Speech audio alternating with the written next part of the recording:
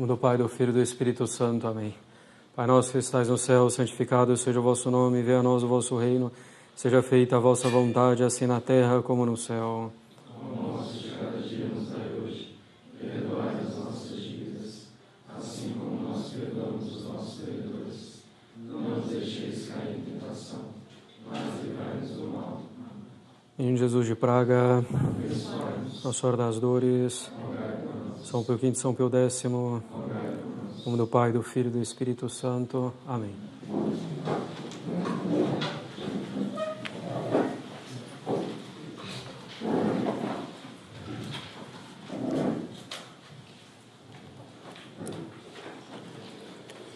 Bem, nós chegamos aos dois últimos sacramentos, né?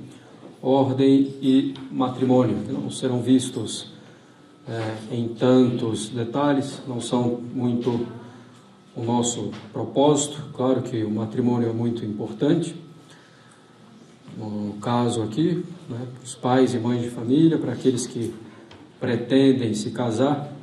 Mas bem, com relação ao matrimônio também, tem outras atividades na capela, né, jornadas, recolhimentos, terço, né, para as mulheres casadas, para os homens casados, etc.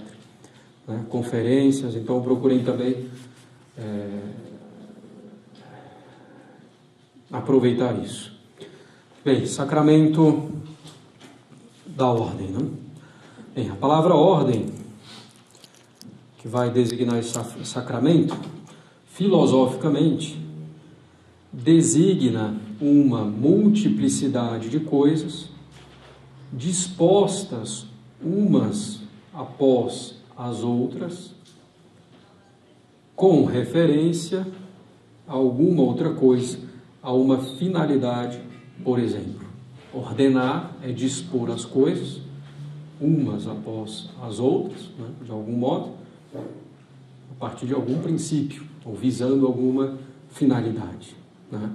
Então, ordem implica a disposição de distintas coisas com relação a um fim, né?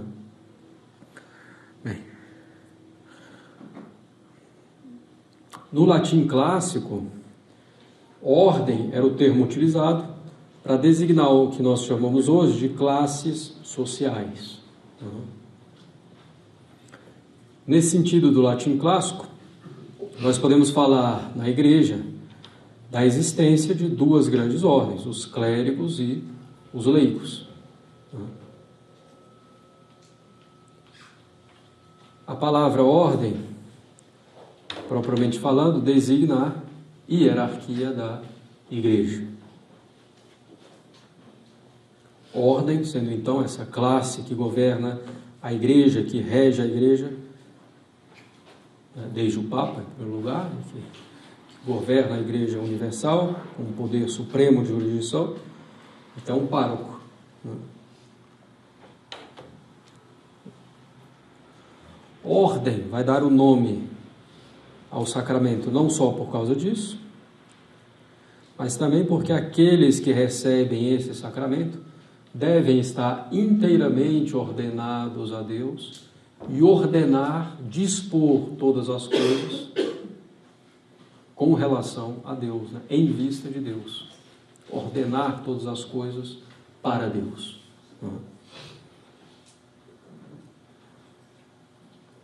Então, esse é o motivo do nome, né? Um pouco.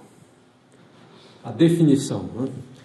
O sacramento da ordem é um sacramento da nova lei, instituído por nosso Senhor Jesus Cristo, né?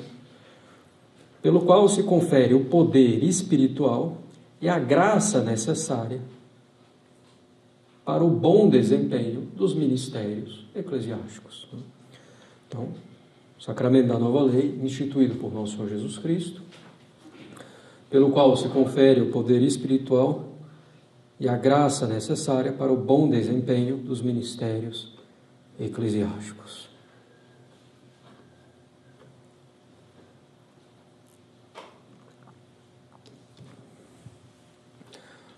Que exista na igreja o sacramento da ordem instituído por Cristo é evidente a partir do próprio Evangelho.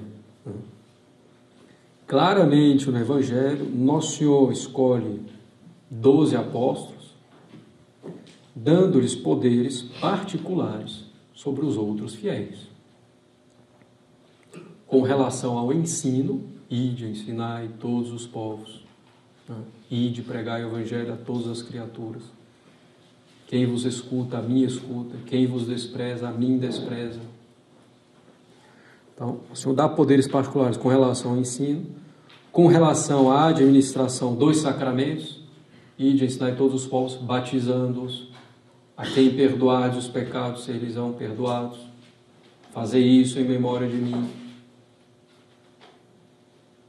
Então, dá poder com relação aos sacramentos, né, a santificação, e dá poder com relação ao governo.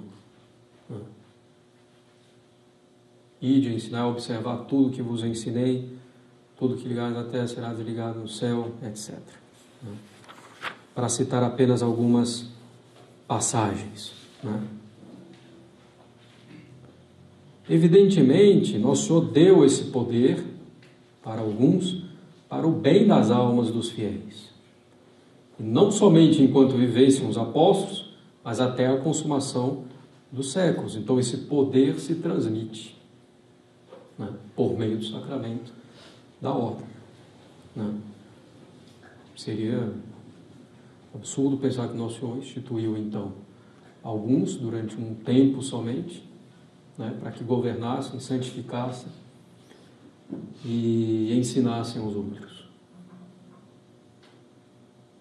E nós vemos nos Atos dos Apóstolos esse poder que se transmite efetivamente, e com muita clareza, com muito detalhe, inclusive, com muitos conselhos. Nós vemos São Paulo transmitir isso a Timóteo e a Tito, transmitindo o poder episcopal, né, o poder de bispo, sobre um território.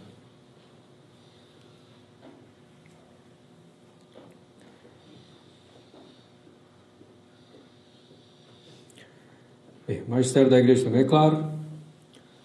Podemos citar o Concílio de Trento, né, como sempre a principal referência quando se fala dos sacramentos. O Concílio de Trento, que é a afirmação, o Concílio de Trento, que é a afirmação das verdades católicas contra os erros protestantes. Né? Diz o Concílio de Trento, se alguém disser que no Novo Testamento não existe um sacerdócio visível e externo, ou que não se dá poder algum de consagrar e oferecer o verdadeiro corpo e o sangue do Senhor e de perdoar os pecados, mas somente o dever e o mero ministério de pregar o Evangelho, e que aqueles, né, que não pregam não são absolutamente sacerdotes, seja anátema. Se alguém disser que com as palavras fazei isto em memória de mim, Cristo não instituiu sacerdotes, seus apóstolos, ou que não ordenou que eles e outros sacerdotes oferecessem seu corpo e seu sangue, seja anátema. Se alguém disser que a ordem, ou que a sagrada ordenação, não é verdadeiro e propriamente sacramento instituído por Cristo, Senhor, ou que é uma invenção humana, pensada e elaborada por homens ignorantes das coisas eclesiásticas, ou que é só um rito para escolher os ministros da palavra de Deus e dos sacramentos, que seja anátema. O Concílio de Trento é muito claro.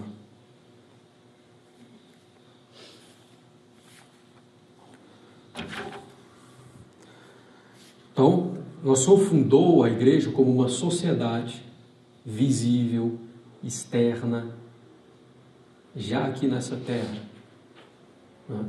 Claro que é também uma sociedade interna, né, com bens sobrenaturais, que visa o céu, que tem por finalidade o céu, a vida eterna.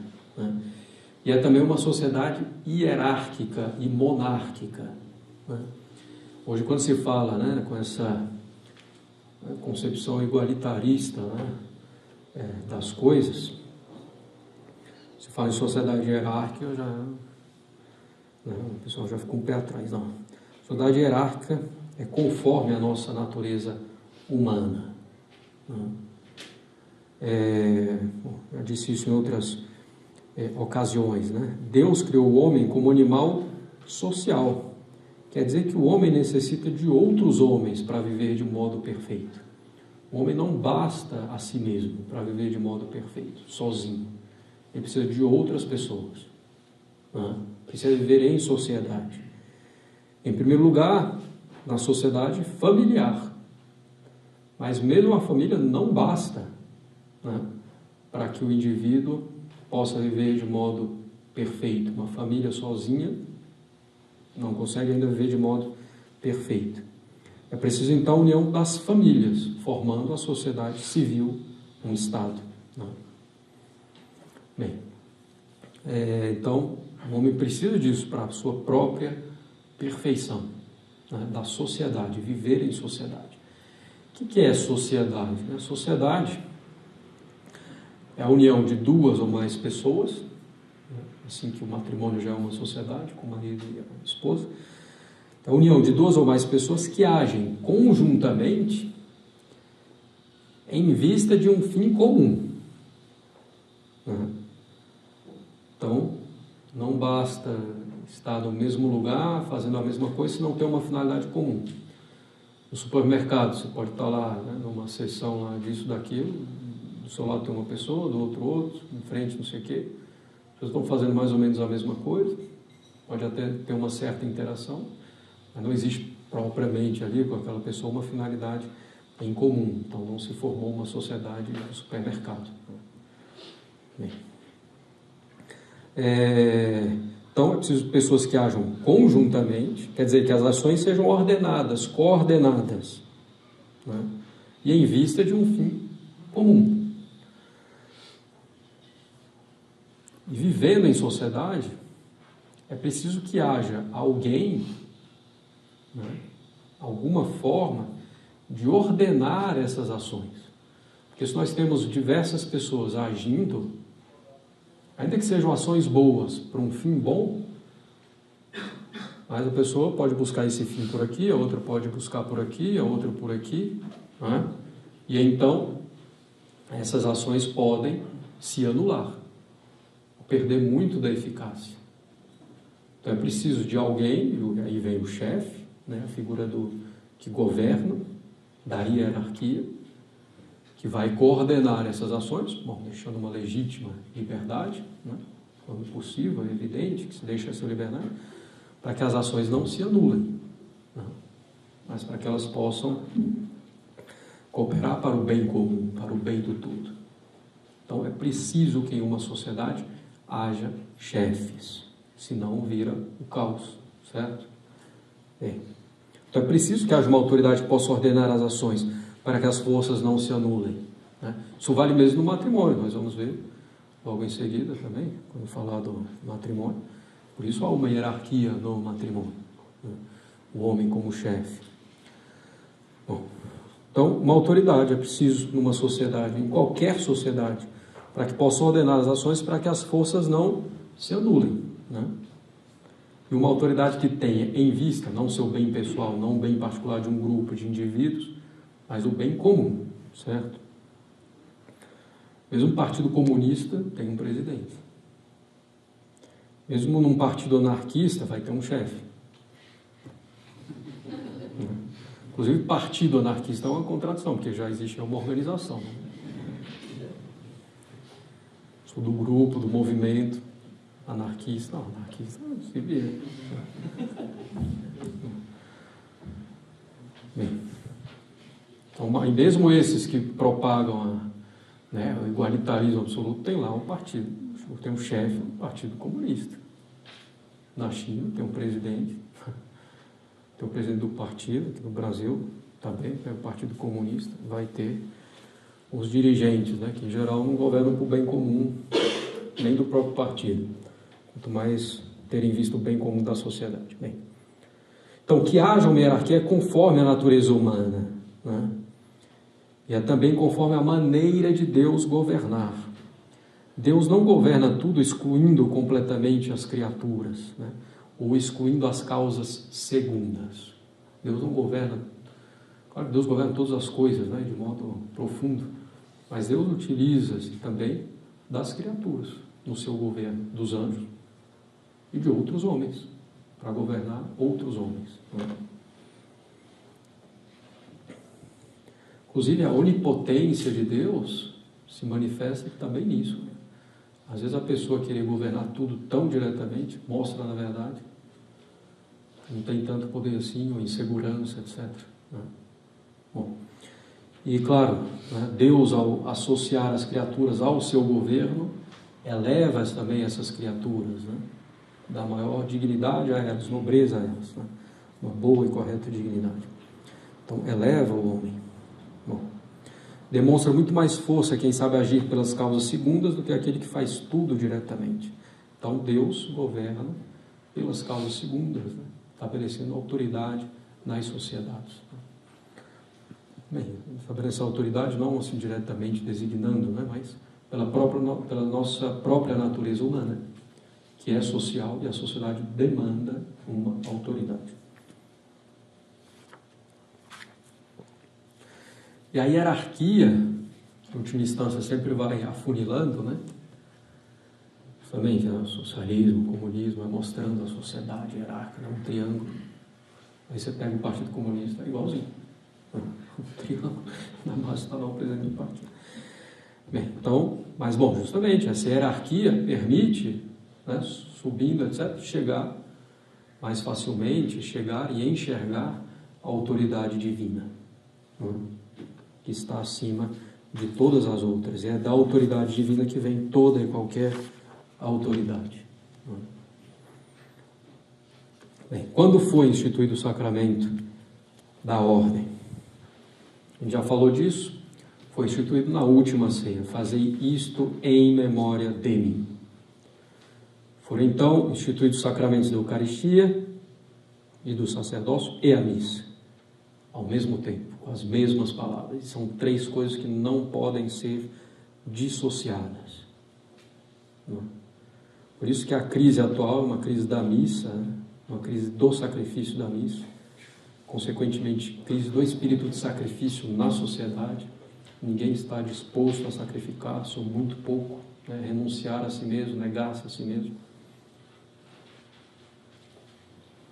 Então, a crise atual é uma crise da missa, uma crise do sacrifício, é uma crise da presença real, né? Da fé na presença real, uma crise da Eucaristia, e uma crise do sacerdócio. As três coisas vão juntas. Até porque, com a Eucaristia diminuída, desprezada, a missa, né, não mais vista praticamente como sacrifício, é a própria identidade do sacerdote que vai por terra. O sacerdote é o homem, em primeiro lugar, do sacrifício, e sacrifício no sentido estrito, né, de oferecer o sacrifício a Deus, como o ato mais perfeito da religião. E o sacerdote é o homem da Eucaristia. Então, se há uma crise no sacrifício e na Eucaristia, há uma crise no sacerdócio. E se há uma crise no sacerdócio, há na missa, na Eucaristia, etc. Então, se fala em sacerdote, tem-se que falar também em sacrifício.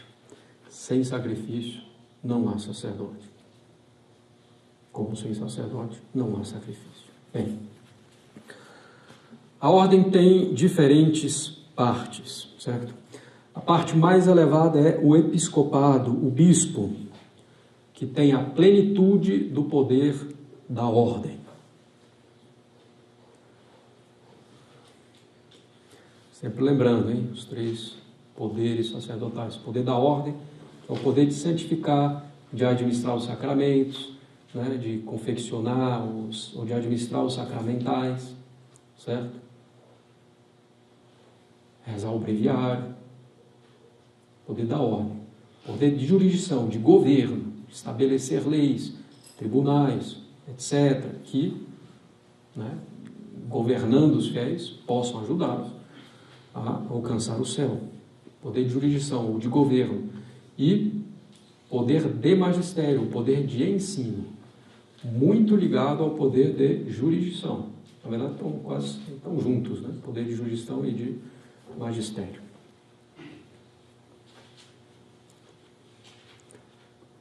Nós estamos falando aqui da ordem, poder de ordem. Certo? A parte mais elevada é o episcopado. O bispo tem a plenitude do poder da ordem. Com relação à ordem, ao poder da ordem, não há nada que o Papa possa fazer que um bispo não possa fazer. Crismar, ordenar, consagrar outro bispo. O que diferencia o Papa, que é o bispo de Roma, né?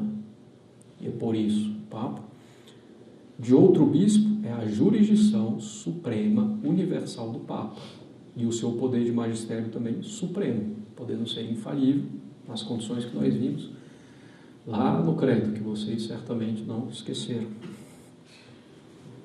Se esqueceram, tem aí no YouTube.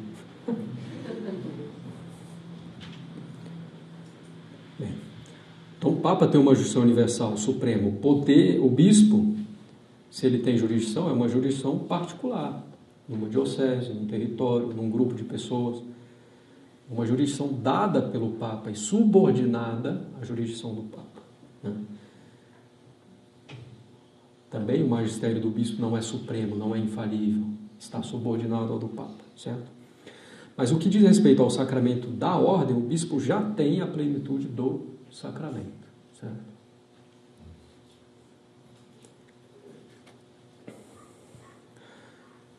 Aí começam a surgir algumas dúvidas, às vezes, né? Questão de cardeal, monsenhor, arcebispo, etc. Bem, primeiro, cardeal não tem nada a ver com o sacramento da ordem propriamente.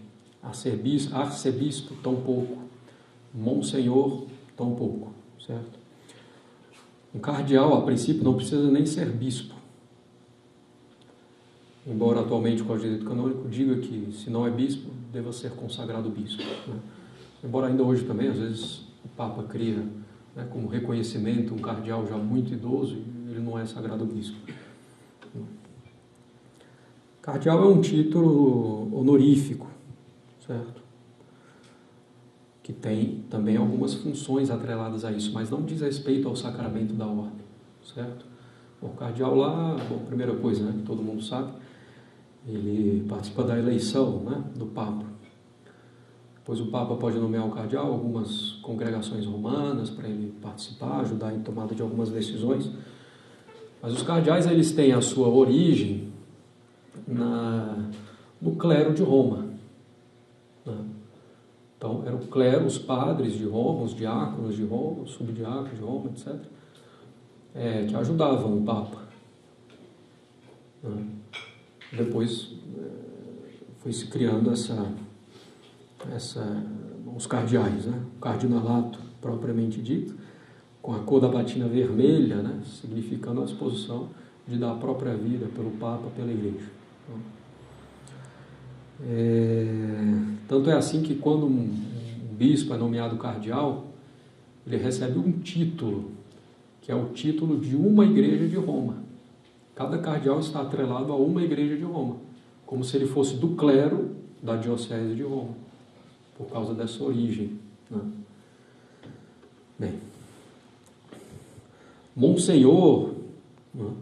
Um vigário geral numa diocese, ou às vezes outros títulos, assim, prelado de sua santidade, é uma coisa honorífica, né, a princípio.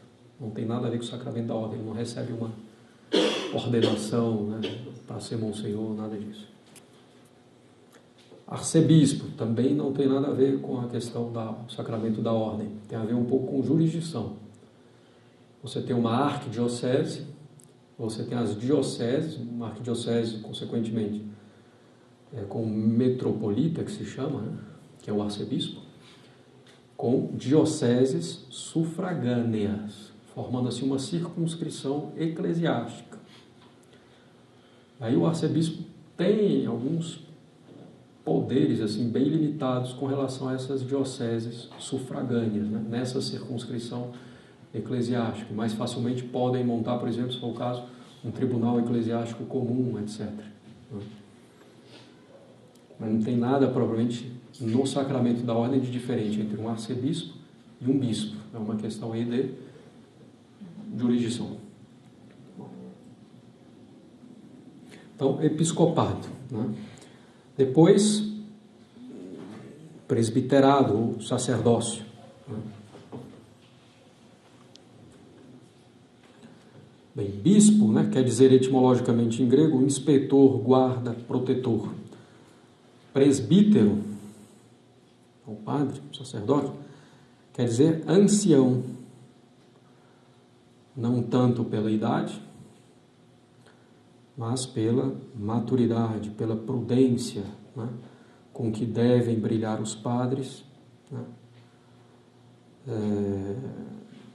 no exercício de suas funções. Às vezes, na Sagrada Escritura, nos Atos dos Apóstolos, nas Epístolas de São Paulo, outros, né, do Novo Testamento, a terminologia ainda não estava completamente definida. Então, às vezes, os termos são usados tanto para bispo quanto para padre, né? Tem que ver um pouco pelo contexto, né? Então, episcopado, presbiterado e diaconato. Esses 3 graus aqui da ordem são realmente sacramento, imprimem caráter na alma. São 3 caráteres distintos na alma.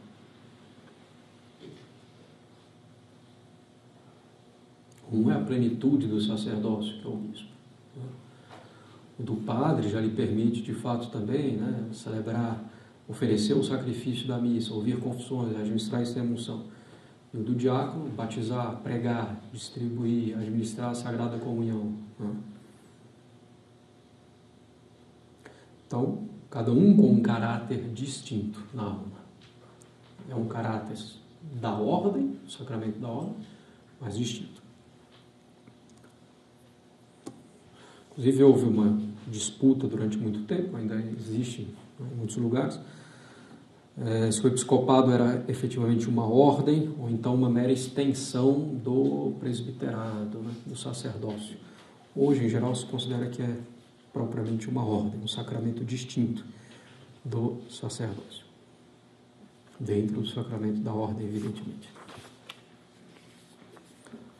Então, o diácono recebe um sacramento, o padre recebe um sacramento, o bispo recebe um sacramento, o sacramento da ordem, em grau distinto. Diz o pontifical romano, né? Ao bispo compete julgar, interpretar, consagrar, ordenar, oferecer, batizar e confirmar, crismar. Né? Umas dessas coisas, inclusive, são específicas do bispo: ordenar, confirmar, consagrar. Né? E algumas outras atividades também: consagrar os vasos sagrados, consagrar o cálice para a missa, a patena para a missa. Né? Bem, diz o pontifical romano: ao sacerdote cabe oferecer, né, o sacrifício da missa, abençoar, governar em nome do bispo, parte da diocese que lhe é confiada, um grupo de fiéis, né, que é confiado ao padre pelo bispo. Então, ao sacerdote cabe oferecer, abençoar, governar, pregar, batizar. Ao diácono cabe servir ao altar, ajudar o padre na missa solene, né, como nós teremos amanhã às 10 horas, Cristo Rei, e batizar e pregar também, né, o diácono. Bem, nós podemos dividir a ordem no seguinte modo, né? As 3 ordens maiores e as 4 ordens menores. Quais são as ordens maiores?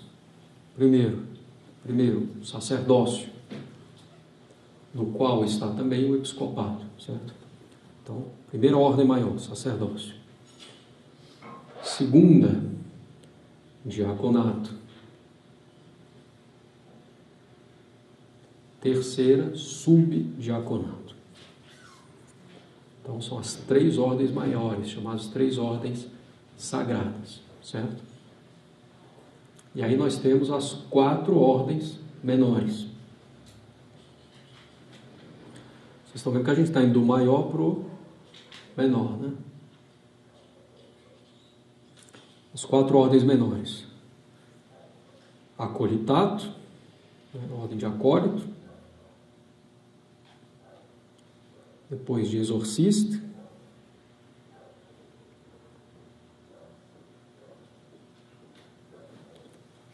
então, acólito, exorcista, leitor e hostiário ou porteiro. Então, cronologicamente, você recebe na ordem inversa que a gente falou, né? Começa com hostiário ou porteiro, leitor, exorcista, acólito, subdiaconato, né? Subdiácono, diácono e padre. Então, as 3 ordens maiores e as 4 ordens menores. Dessas 7 ordens aqui, só as 2 primeiras, o sacerdócio e o diaconato, são propriamente sacramento, certo? As outras 5 do subdiaconato para baixo, né, acólito, exorcista, leitor, hostiário ou porteiro, são sacramentais, não imprimem um caráter na alma.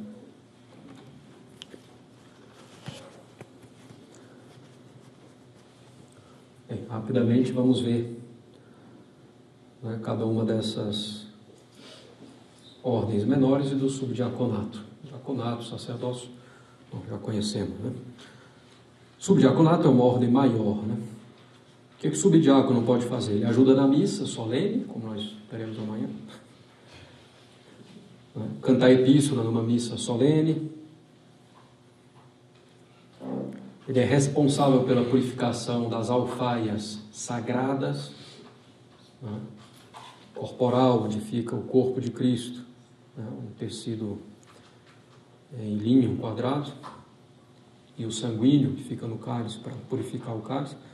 Então isso antes de não é chegar a jogar na máquina e lavar, tem que ser purificado antes em 3 águas diferentes, depois colocado no que se chama sacrário ou piscina, que é um local que vai diretamente na terra, né, que tem na sacristia, a princípio.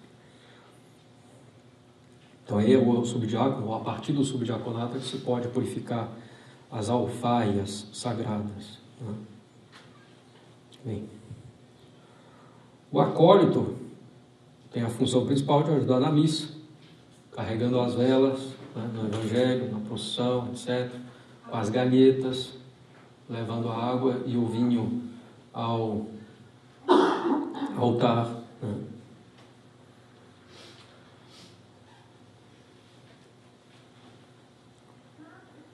Bem, se vocês vão perceber que algumas dessas ordens menores, né, já são exercidas mesmo por leigos, né? Então os coroinhas vão exercer o ofício do acólito, praticamente.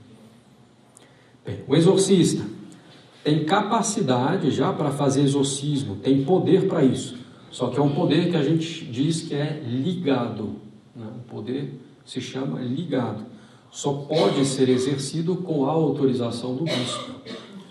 E o bispo, os bispos, né, bom, pelo próprio direito canônico, não concedem um poder a um mero exorcista, com ordem de exorcista, de fazer exorcismo. Há muito tempo que só se concede a padres, certo? E só pode fazer realmente exorcismo o padre exorcista, que recebeu essa função do bispo, certo? Se um padre que não é exorcista vai começar a brincar com isso aí, vai terminar ele mal, além de não ajudar outra pessoa.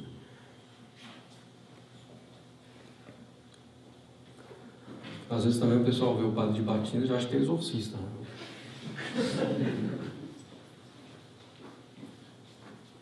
Não é assim tão simples, não. Então o exorcista tem esse poder, mas é um poder ligado. Precisaria da autorização do bispo. Pelo direito canônico, já não pode ser concedido a uma pessoa que está só na ordem de exorcista, só a padres atualmente, e padre específico. E o direito canônico prevê, né, o direito da igreja, que haja pelo menos um exorcista por diocese. Bem, o leitor, ele pode cantar epístola numa missa cantada, por exemplo. Ele tem a prerrogativa de fazer algumas leituras no breviário, recitado em comum. O hostiário, ou porteiro, era aquele que fazia o ofício de um sacristão. Cuidava dos objetos litúrgicos, abria a igreja, tocava o sino, botava para correr os excomungados. Quando chegava na parte da missa que os não batizados não podiam assistir, ele era responsável por isso também. Depois do credo, né? Então tinha a missa dos catecúmenos até o credo, que os não batizados podiam ficar. Depois a chamada missa dos fiéis, o sacrifício propriamente dito, que os não batizados não podiam ficar. Pela chamada disciplina do arcano, né? Para que não houvesse profanação, etc., que já não existe hoje, né? Então, também esse ofício do hostiário, então já tem um sacristão, muitas vezes, né, leigo que faz. Então, essas ordens, né, anteriores ao diaconato, né, são degraus que a igreja coloca como preparação para a recepção do sacramento da ordem. São 7 ordens, mais uma vez, o 7 indicando aqui a plenitude. São 7 virtudes, 3 teologais, 4 cardeais, depois as derivadas, né? 7 virtudes principais, 7 sacramentos, 7 ordens, né? 3 maiores, 4 menores. Mostrando essa plenitude, né? E cada ordem dessa, né, correspondendo à função da ordem, exige também uma virtude, dá uma graça, para que a pessoa tenha essa virtude, para que desempenhe bem a sua função, né, a sua ordem.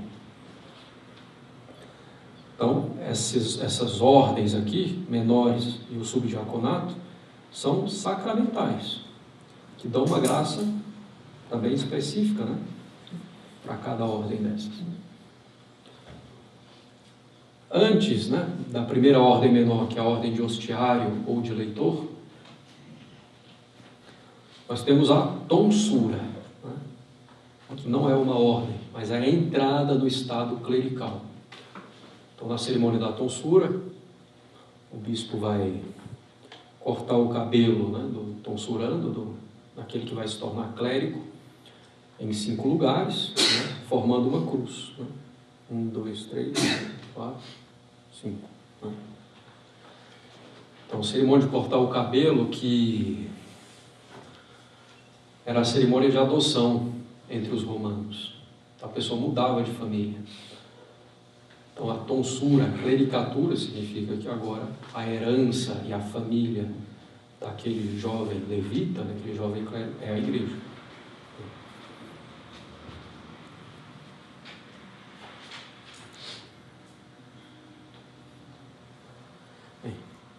No Código de Direito Canônico anterior, né?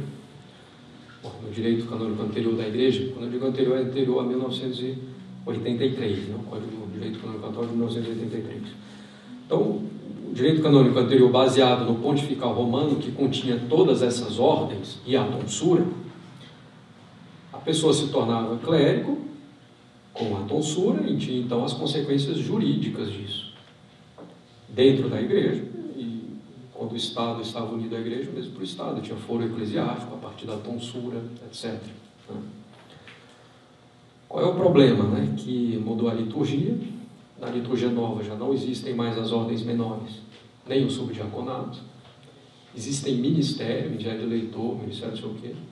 Não tem absolutamente nada a ver com essas ordens aqui. A ordem de leitor é como ministério de leitor? Não.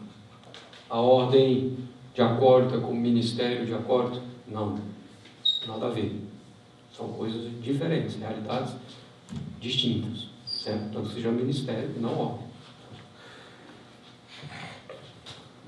Então, o problema é que o Código de Direito Canônico atual, baseado na liturgia renovada, coloca como clérigo, né, a pessoa, o homem, somente a partir do diaconato. Porque não existem mais as menores, nem o subdiaconato, nem a tonsura. Não é? Bem, que é um problema para nós aqui, de institutos, né, que se utilizam do pontifical romano tradicional, do rito romano tradicional de modo geral, que a gente recebe a tonsura, a gente recebe as ordens menores. Isso não tem reconhecimento no direito canônico. Então, o subdiaconato não tem reconhecimento. O que a gente está fazendo lá? Um teatro? Não, a gente tem que distinguir aqui 2 ordens. Uma coisa é a ordem canônica, que está no Código de Direito Canônico.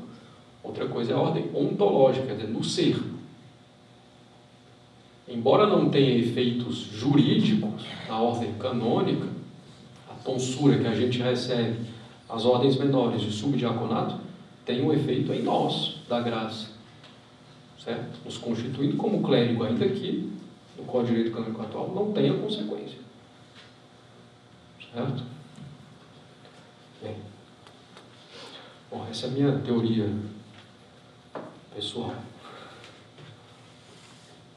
Eu acho que é mais coerente, não?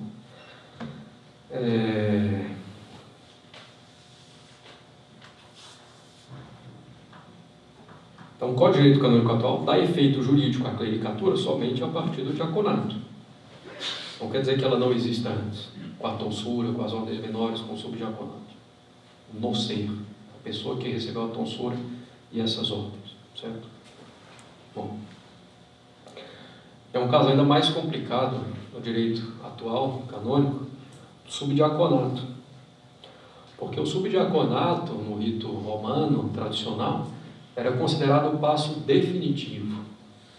Tanto é que o bispo, na cerimônia do diaconato, ele perguntava: está seguro disso? Se estiver seguro, dê um passo à frente. E então, o acólito que vai se tornar subdiácono, ele dá um passo à frente, ele está seguro. Senão fica lá parado. Bom, nunca ia acontecer. Nunca tive relato. Mas o subdiaconato era considerado esse passo definitivo. Por quê? Primeiro que já obrigava ao celibato. E obrigava a recitação do breviário inteiro. Então era considerado o passo definitivo para o sacerdócio. E a partir do subdiaconato era preciso uma dispensa da Santa Sé, para que o seminarista, o subdiácono, deixasse o estado clerical do seminário. Então uma descrição ficou um pouco obscura, porque acontece de seminaristas que são ordenados subdiácono no rito tradicional, depois saem, e a Santa Sé nem quer saber, porque não existe no Código Canônico atual. O que é isso então, esse engajamento dele ao celibato, ao breviário? Então muitos vão considerar que é um voto privado, que o próprio confessor, o próprio superior do instituto pode dispensar. Bom, isso aí são alguns detalhes, coisas um pouco técnicas que não me interessam tanto, mas só para saberem. Bem. Então, bom, nos institutos que seguem os livros litúrgicos romanos tradicionais, esses são os passos em vista do sacerdócio: tonsura, hostiário, leitor, hostiário ou porteiro, leitor, exorcista, acólito, subdiácono, diácono e padre, sacerdote. E, bom, em cada ano do seminário, mais ou menos, vai recebendo uma ordem. Às vezes as ordens menores recebem duas ao mesmo tempo. E a pessoa então deve ir crescendo na virtude, exercendo bem a sua função.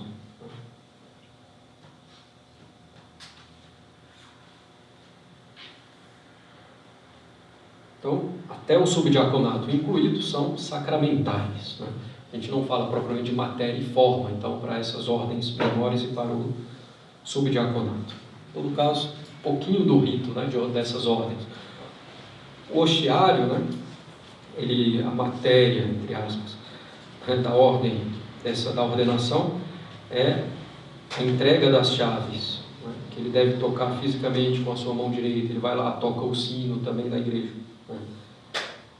E o bispo diz: age, opera como aquele que deve prestar conta a Deus das coisas que guarda com estas chaves. O leitor deve tocar o livro das lições, pode ser o missal, o breviário, a Sagrada Escritura. E o bispo diz: recebei e sede leitores da palavra de Deus, para que, cumprindo o vosso ofício com fidelidade e proveito, possa ganhar parte daqueles que administraram, possa fazer parte daqueles que administraram convenientemente a palavra de Deus desde o princípio. O exorcista, a matéria, é o livro dos exorcismos, quer dizer, o ritual, ou pode ser mesmo missal ou pontifical também.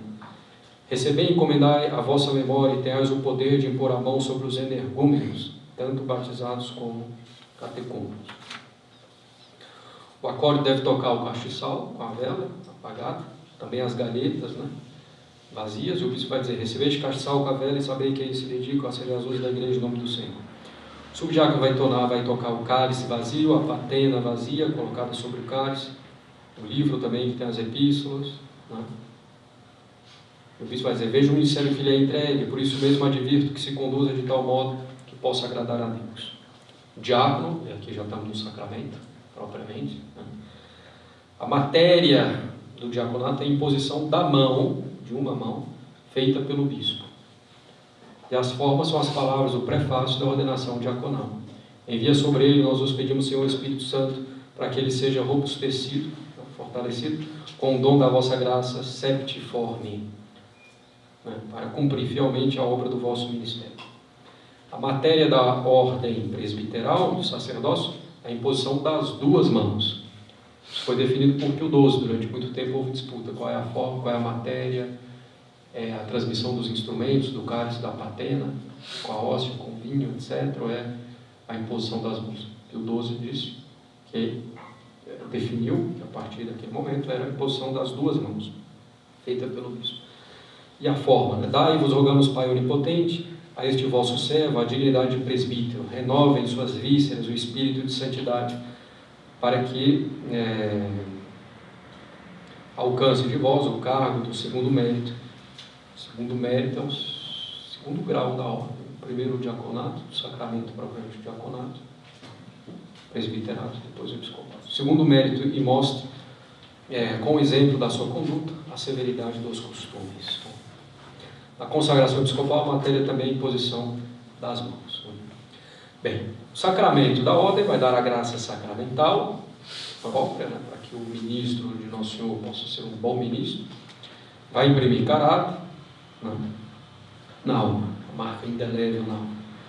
Quem é o ministro do sacramento da ordem? É o bispo, certo? Ao menos a partir do diaconato. No subdiaconato, nas ordens menores, o Papa pode conceder a permissão a um simples padre ou um abade, em certos casos, até o subdiaconato, justamente porque não é um sacramento, propriamente não é um sacramento da ordem, é uma participação no sacramento da ordem. Bem, quem pode receber o sacramento da ordem? O homem, sexo masculino, batizado. É esse que pode receber validamente a ordenação. Para receber isso também tem que ter, evidentemente, outras condições e qualidades. Por que o homem? Porque Deus, porque Nosso Senhor assim escolheu. Evidentemente que não é uma escolha completamente arbitrária. Existem características do homem que, a princípio, permitem exercer devidamente, dignamente, essa função.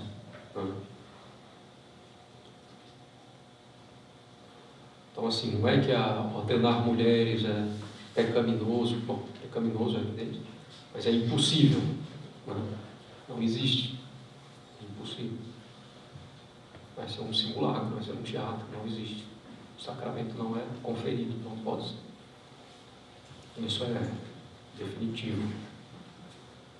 Depois alcança a palhaçada de ordenação das mulheres só para criar confusão. Bom, a questão da vocação, muito rapidamente. É uma questão muito mal compreendida, e com dois erros opostos. O primeiro erro é a pessoa ficar esperando um sinal extraordinário de Deus. É raro, Não vai ter uma aparição, uma visão, ou então sentir o coração batendo fortemente. Não é isso. Então a pessoa fica esperando um sinal extraordinário de Deus. Ou então o contrário. A pessoa acha que ela tem todo o direito, um direito absoluto de ser padre, que ela pode exigir ser padre, etc. Nem uma coisa nem outra. Bem, para a pessoa, para ela parar e pensar, eu gostaria de ser padre, vou tentar ser padre. É uma decisão, em primeiro lugar, que ela deve tomar. Claro, desde os responsáveis pelo seminário, pela congregação, pelo instituto, o diretor espiritual, o confessor, o padre prudente, estão de acordo com isso, claro. Se não estiver, é sinal de que Deus não chama.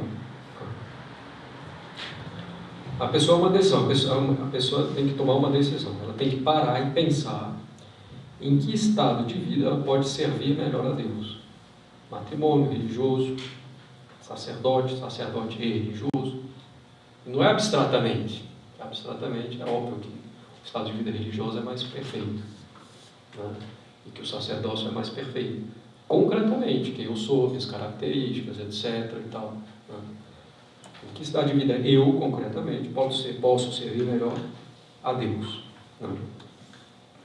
A pessoa deve pensar assim. Claro que existem alguns pontos objetivos, os mais básicos são 3 que a pessoa tem que levar em consideração. Primeiro, reta intenção.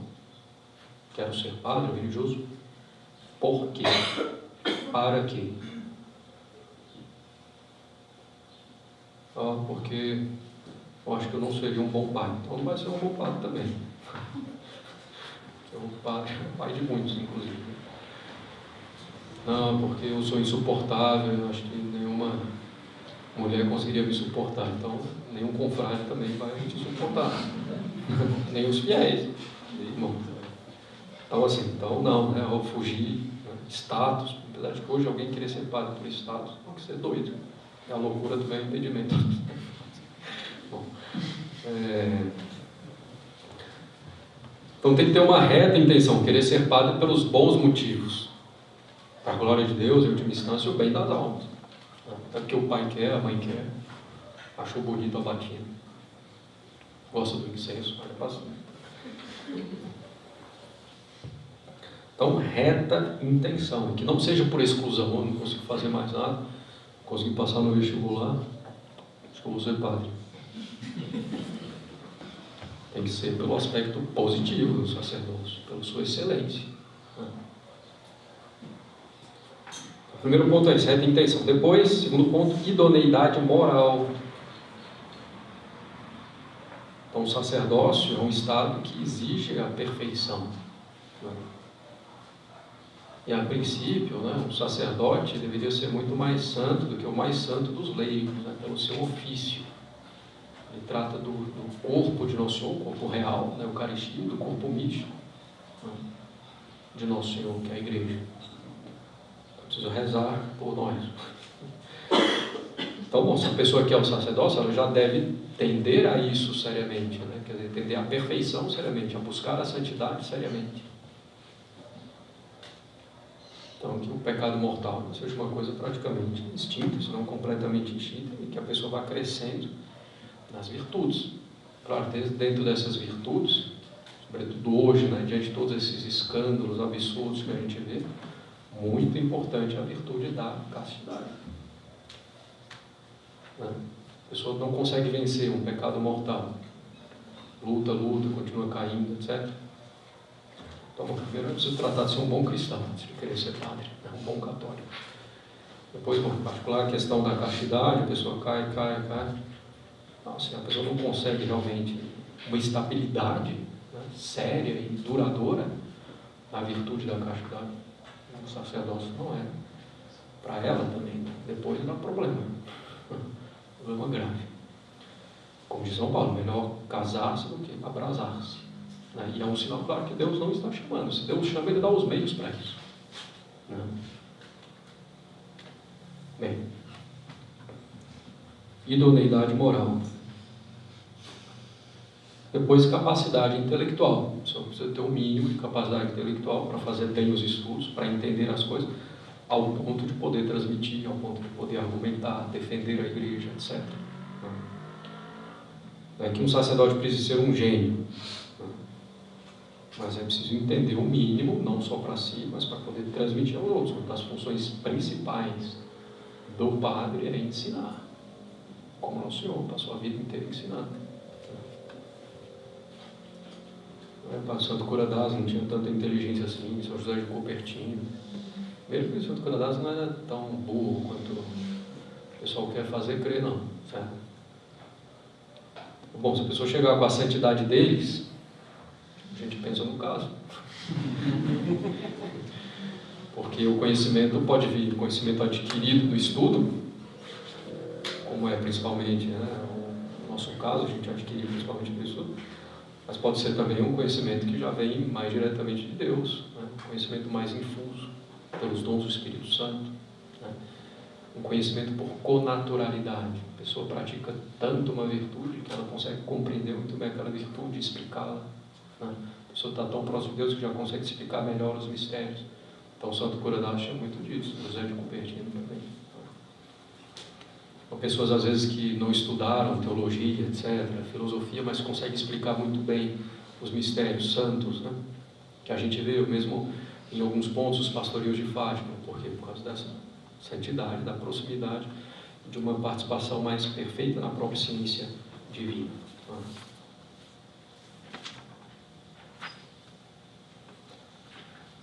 Bem, em todo caso, só se pode dizer que alguém realmente tem vocação, que Deus chamou, né, esse homem para ser um padre, quando depois de ter procedido honestamente, sinceramente com ela mesma, com o confessor, com o diretor espiritual, com os superiores, sem omitir nada, sério, né, etc., procedeu então com toda honestidade, chega o dia em que o bispo impõe as mãos e diz a forma. Nesse momento, depois da ordenação, aí sim a pessoa pode dizer com certeza, fui chamado. Antes disso não.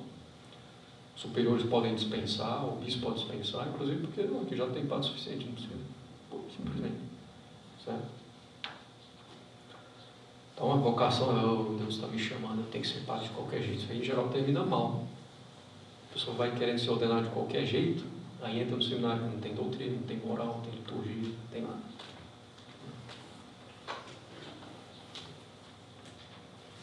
Bem, um pouquinho sobre a importância, né, do sacramento da ordem.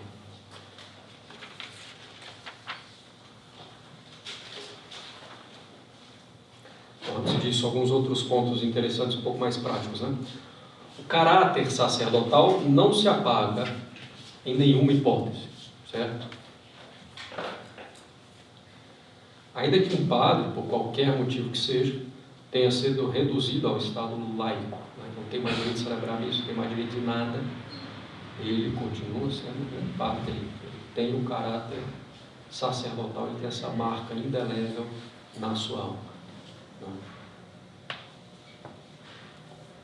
Se ele for celebrar a missa, né, esse padre foi reduzido ao estado laico, né, ao estado de leigo novamente, se ele for celebrar a missa, vai ter missa, vai ser ilícita, porque ele não tem mais a permissão da igreja para isso. Mas, como a gente já falou, né, em alguns outros sacramentos, tem alguém morrendo ali na rua, ele pode confessar, se for o caso, pode dar essa confissão, que ele é padre. E a igreja, nesse caso, dá a jurisdição para ele fazer isso.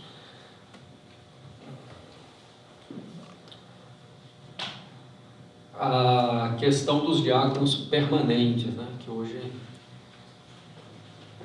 tem muito.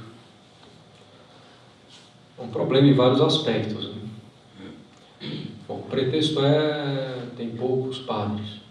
Com diácono permanente vai ter ainda menos. Muitos que talvez pensassem sacerdócio, vou ser diácono permanente. Aí casa, depois vira diácono, etc. Então, e é um ponto assim que vai enfraquecer o celibato.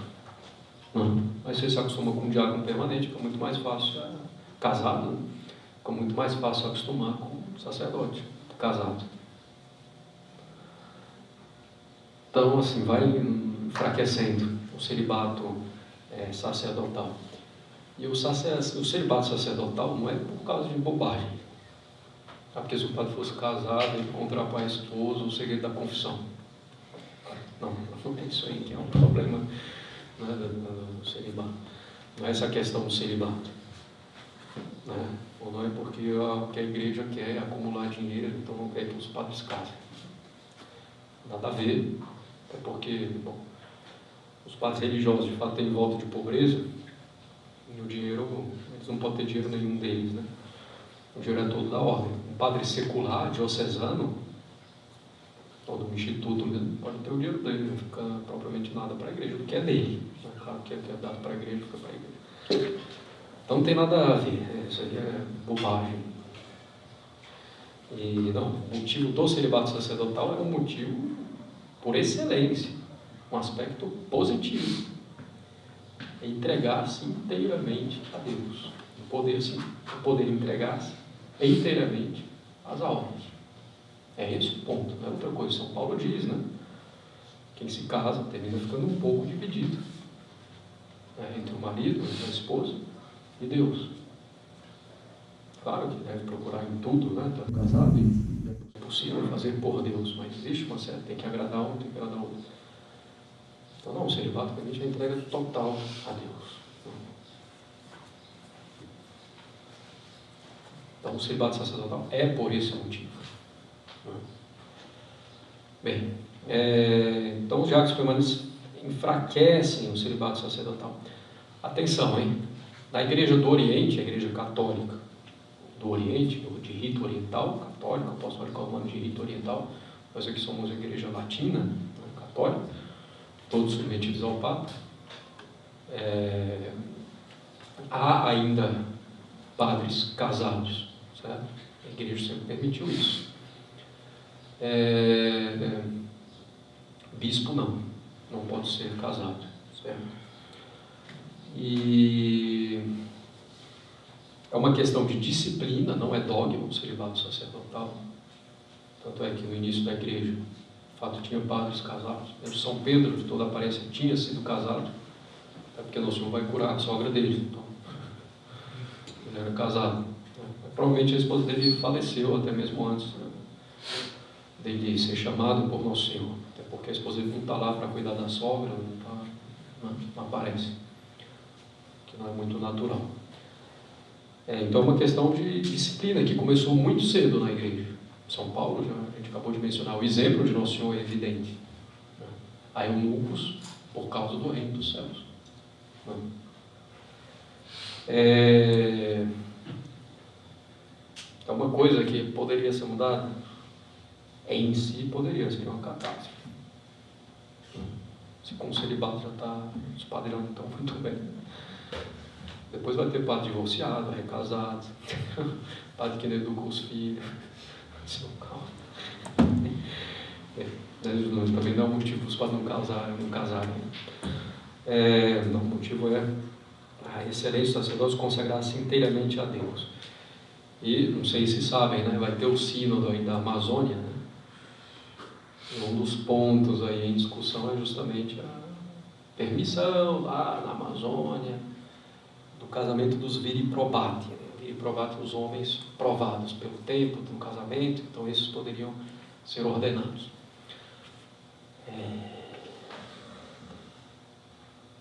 A gente espera que não seja um jogo de cartas marcadas, né? Como não. E a existência do diácono permanente já facilita isso, já é diácono, está sendo padre, é muito mais fácil. Então já é um passo muito avante, né? E assim, achar que o número de vocações vai aumentar por causa porque os padres poderão casar, é uma ilusão tremenda. Sinceramente vai diminuir. No Oriente não tem uma profusão de vocações, porque se pode casar. É uma ilusão. A coisa vai ficar ainda mais complicada, vai ser motivo de ainda mais divisões. Bem, algumas considerações importantes sobre esses aspectos, né? Bem, aí sim a importância do sacramento da ordem. É evidente a importância, né, do sacramento da ordem. O Santo Curarás tem uma frase clássica: se deixarmos por alguns anos uma paróquia sem padre, as pessoas viram bichos, né? Viram fera. Quer dizer, vão abandonar a religião, e abandonando a religião, tudo é possível. Bom, e claro, está falando da presença de um padre bom, né, na paróquia, realmente ajude. Bem, se não há padre, ou se há padres ruins, de fato é o que acontece, as pessoas viram bichos, né? Infelizmente é o que a gente vive um pouco na nossa sociedade. Vamos dizer que vive bastante isso na nossa sociedade. Às vezes a gente tem padres, mas que não exercem o seu sacerdócio como deveriam, transmitindo a verdade, conduzindo as almas para Deus, preocupados com a glória de Deus e só com isso. Consequentemente, as pessoas viram bichos, viram animais irracionais, levados pelas paixões. Então, o padre é aquele que é responsável pelo ensino, pelo governo, pela santificação. É o padre que acompanha a alma desde o seu nascimento com o batismo até a sua morte com a extrema-unção. É aquele que nutre a alma com a Eucaristia, que dá o remédio pela confissão. Quer dizer que o estado do clero, né, em que situação se encontra o clero, faz uma diferença tremenda. Um clero bom leva a um bem imenso. Um clero corrompido, a maior catástrofe possível. Outra frase clássica, né, talvez mais conhecida pela boca de Santo Corodas, mas anterior a ele: o povo está sempre um degrau abaixo daquele que o governa. Né? Então a frase diz: Padre Santo, bom, não sei se a frase é exatamente essa, mas Padre Santo, povo fervoroso; Padre fervoroso, povo piedoso; Padre piedoso, povo tíbio; Padre tíbio, povo largado. Então, da santidade, da vida espiritual do padre, depende também, em muito, a vida espiritual dos fiéis. Do sacerdócio depende muita coisa. A Sagrada Escritura diz que todos os males vêm por meio do sacerdote, dos padres, do sacerdócio, falando do sacerdócio do Antigo Testamento, que a gente pode aplicar para hoje. Mas, por outro lado, todo o bem vem também por meio do sacerdote, da missa em primeiro lugar. Então, mais uma vez, nessa crise generalizada, um dos aspectos mais importantes da crise é o sacerdócio, a crise do sacerdócio, a falência do sacerdócio. Já não se tem mais a concepção correta do que é um padre. Não se tem a concepção correta do sacerdócio de Nosso Senhor Jesus Cristo. Virando uma coisa muito social, muito de animação, ou de autoajuda, ou de sentimento. Então, já não se tem mais essa concepção do que é um sacerdote, quais seus ofícios, quais os seus deveres. E é uma parte grande nessa crise tremenda na igreja, que a gente enfrenta, consequentemente, na sociedade. Então, se foi minando no século XIX, especialmente na primeira metade do século XX, essa concepção do sacerdote, do sacerdócio, até chegarmos ao que é hoje, né? Colocando os leigos no lugar do padre, emasculando o padre, tirando aquilo que é propriamente masculino do sacerdócio. Os sacerdotes ficam então perdidos, né? Não sabem o que fazer. E é por isso que muitos terminam abandonando. Bom, primeiro pela formação e depois ficam frustrados no exercício. Nada justifica. Ou então vão criando uma concepção realmente errônea, né? Não ficam perdidos, mas criam uma concepção errônea do sacerdócio.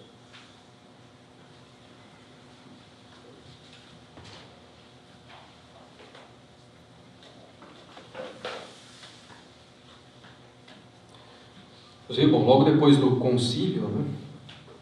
Depois da reforma litúrgica, sobretudo da missa, em 1969, uma quantidade assim espantosa de padres abandonou o sacerdócio. Ficaram escandalizados. Né? Não é que assim, não tem mais importância nenhuma. Bom, tinha casos assim também, né? Levados pelo grande liberalismo da época, mas muitos foram formados de um jeito e viram praticamente o contrário ser aprovado e ser prescrito. Não tiveram força suficiente, desabaram.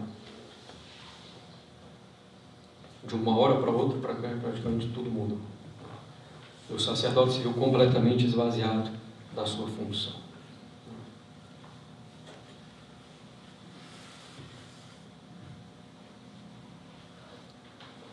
O padre, né, ele deve, como a gente já mencionou, procurar com toda a firmeza, com toda a determinação, a santidade. Por causa do sacerdócio, em virtude das excelências, das funções que deve desempenhar, tratando do corpo real de Cristo, a Eucaristia, tratando do corpo místico de Cristo, pela confissão, pelos conselhos, pelo governo das almas. Se ele não tender a essa santidade seriamente, a coisa vai por água abaixo. Então, para lidar com tudo, isso é preciso uma santidade eminente. Como falamos, o padre deveria ser muito mais santo que o mais santo dos leigos. E de fato, nessa crise, né, a gente fala muito sobre a questão da missa, entre outras coisas, Porque a missa, o rito da missa tridentina, traz consigo todo o resto, inclusive o bom exercício do sacerdócio, a boa concepção do sacerdócio. Quantos relatos não existem de padres, né, que rezavam a missa nova, que passam a rezar a missa tridentina e que dizem: agora eu compreendi meu sacerdócio.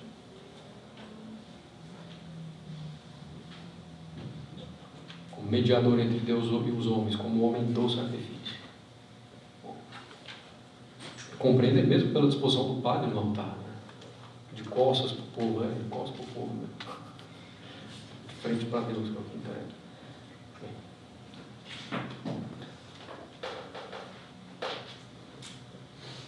O rito novo, padre virado para o povo, uma confusão, né?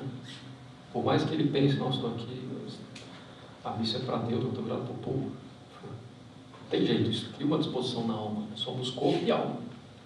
O padre vai virar um animador de palco, ele vai ver que ele está com sono, que ele está com não sei o que está bocejando, fez cara feia quando eu falei não sei o que, então aquilo eu não falo mais.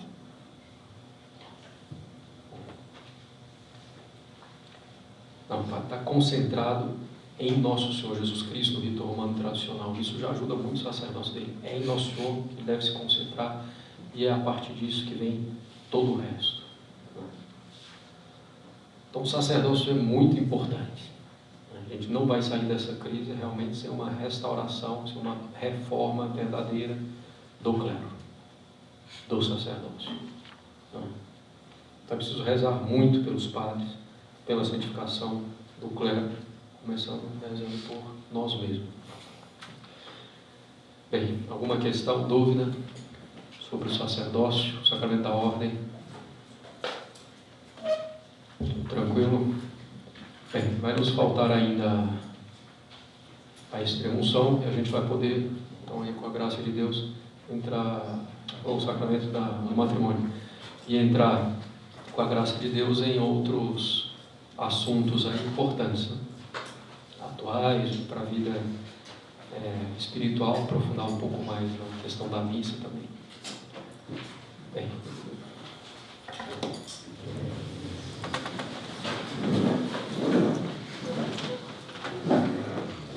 Em nome do Pai, do Filho e do Espírito Santo. Amém.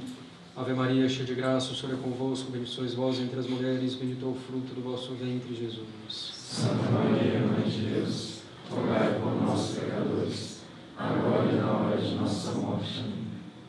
Meu Jesus de Praga, abençoai-nos. Senhor das dores, rogai por nós. São Pio V, São Pio X, rogai por nós. do Pai, do Filho e do Espírito Santo.